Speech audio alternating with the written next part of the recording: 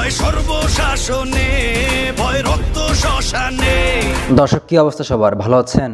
আশা করি ভালোই আছেন, কেননা শাকিব খানের তুফান সিনেমা টাইটেল ট্র্যাক গানটি শোনার পর তো আপনারা অনেকটি ভালো হওয়ার কথা। তো যাই হোক, তুফান সিনেমাটি কিন্তু আরও এক ধাপ এগিয়ে গেল এই তুফান সিনেমা টাইটেল ট্র্যাক গানটি আপলোড করে। ঠিক আছে, গানটিতে শাকিব খান অ্যাকশন লুকে ধরা দিয়েছে, তাই না?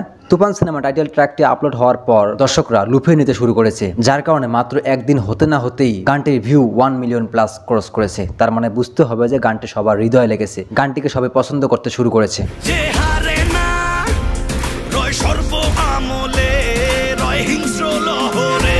আর ভাই, শাকিব খানের গান, এটাকে তো পছন্দ করতেই হবে, তাই না? গানটির লিরিক এবং গানটির সাথে শাকিব খানের যে লুকগুলা, তার অ্যাকশনগুলা, তার যে অ্যাক্টিংগুলা, সব কিছু মিলে একদম ভালো লেগেছে, অসাধারণ লেগেছে কিন্তু, তাই না? সব মিলিয়ে এবার মনে হচ্ছে যে রায়হান রাফি কিছু একটা তৈরি করেছে, কিছু একটা অবশ্যই তৈরি করেছে, যেটা আমরা গতকালকে টাইটেল ট্র্যাকটি শুনে বা দেখে আমরা কিন্তু বুঝতে পেরেছি, তাই না? দর্শক, কারা কারা ইতিমধ্যে তুফান সিনেমা টাইটেল ট্র্যাকটি শুনেছেন তারা কিন্তু অবশ্যই কমেন্ট করে জানাবেন, ঠিক আছে? তো চলেন আমরা অপেক্ষা করি, সামনে তুফান সিনেমা কি কি চমক নিয়ে আসে রায়হান রাফি, এটারই অপেক্ষা আমরা করি। তো গতকাল গানটি রিলিজ হওয়ার পর কিন্তু আমি ভিডিও তৈরি করেছি, হ্যাঁ, চাইলে আপনারা আমার ডেসক্রিপশনটা একটু চেক করবেন, সেখানে আমি বেশ কিছু কথাও বলেছি। সেই ভিডিওটি দেখলে হয়তো বা আপনারা আরো ক্লিয়ার হতে পারবেন এবং অনেক কিছু জানতেও পারবেন।